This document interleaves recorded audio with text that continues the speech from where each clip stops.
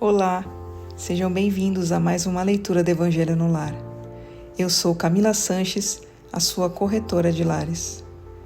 Por favor, separe um copo de água para cada pessoa que desejar receber a água fluidificada. E se você tiver algum animal de estimação, faça a limpeza das vasilhas e coloque água nova. Vamos iniciar com a oração de abertura.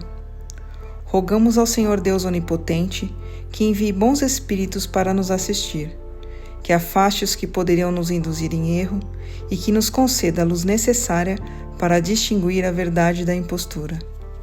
Afasta também os espíritos maldosos, encarnados ou desencarnados, que poderiam tentar lançar a desunião entre nós e nos desviar da caridade e do amor ao próximo. Se alguns procurarem introduzir-se aqui, faz que não encontrem acesso no coração de nenhum de nós. Bons espíritos que se dignam a vir nos instruir, nos tornem dóceis a seus conselhos. Nos livrem de todo pensamento de egoísmo, orgulho, inveja e ciúme. Nos inspirem compaixão e benevolência para com os nossos semelhantes, presentes ou ausentes, amigos ou inimigos. Façam que, finalmente, pelos sentimentos de que fomos animados, reconheçamos sua benéfica influência.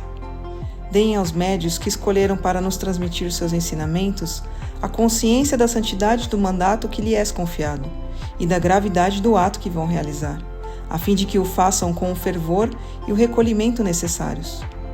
Se na reunião houvesse pessoas que a ela tenham vindo atraídas por outros sentimentos que não os do bem, abram seus olhos à luz e perdoem-nos, como nós perdoamos se vierem com más intenções. Pedimos especialmente ao espírito de André Luiz, nosso guia espiritual, que nos assista e que vele por nós. A leitura de hoje do Evangelho segundo o Espiritismo de Allan Kardec é do capítulo 21. Haverá falsos cristos e falsos profetas. Os falsos profetas da erraticidade, item 10. Os falsos profetas não se encontram somente entre os encarnados, mas também em muito maior número entre os espíritos orgulhosos que, sob falsos semblantes de amor e caridade, semeiam a desunião e retardam a obra emancipadora da humanidade, lançando no meio dela seus sistemas absurdos que levam a aceitar por intermédio de seus médiuns e para melhor fascinar aqueles que desejam iludir, para conferir maior peso às suas teorias. Assumem sem escrúpulo nomes que os homens pronunciam somente com muito respeito. São eles que semeiam a discórdia entre os grupos, que os impelem a se isolar uns dos outros e a se ver com maus olhos. Só isso seria suficiente para desmascará-los, pois agindo assim, eles próprios dão o mais formal desmentido ao que pretendem ser. Cegos são os homens que se deixam apanhar por armadilha tão vulgar. Mas há muitos outros meios de reconhecê-los. Espíritos da ordem a qual dizem pertencer devem não ser só muito bons, como também eminentemente racionais. Pois bem, passem seus sistemas pelo crivo da razão e do bom senso e verão o que restará. Concordem comigo, portanto, que todas as vezes que um espírito indicar como remédio aos males da humanidade ou como meio de chegar à própria transformação, coisas utópicas e impraticáveis, medidas pueris e ridículas, quando formula um sistema condenado pelas mais simples noções da ciência, só pode ser um espírito ignorante e mentiroso. Por outro lado, creiam realmente que se a verdade nem sempre é apreciada pelos indivíduos, o é sempre pelo bom senso das massas, e esse é também um critério. Se dois princípios se contradizem, terão a medida de seu valor intrínseco, verificando aquele que tiver mais eco e simpatia. Seria ilógico, com efeito, admitir que uma doutrina que visse o número de seus adeptos diminuir fosse mais verdadeira que outra que visse o número dos seus aumentar. Deus, querendo que a verdade chegue a todos, não a confia num círculo restrito. Ele a faz surgir em diferentes pontos, a fim de que em toda parte a luz esteja ao lado das trevas. Rejeitem implacavelmente todos esses espíritos que se apresentam como conselheiros exclusivos, pregando a separação e o isolamento. São quase sempre espíritos vaidosos e medíocres, que procuram impor-se aos homens fracos e crédulos, dissipando-lhes elogios exagerados, a fim de fasciná-los e mantê-los sob seu domínio. São geralmente espíritos sedentos de poder e que ditadores públicos ou privados, quando vivos, ainda querem vítimas para tiranizar após a morte. Em geral, desconfiem das comunicações que trazem um caráter de misticismo e de singularidade, ou que prescrevem cerimônias e atos extravagantes. Nesses casos, há sempre motivo legítimo de suspeitar.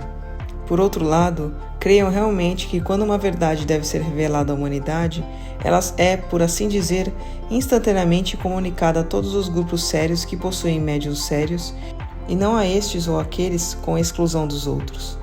Nenhum médium é perfeito se estiver obsedado, e há obsessão manifesta quando um médium só é apto a receber comunicações de determinado espírito, por mais alto que este procure colocar-se.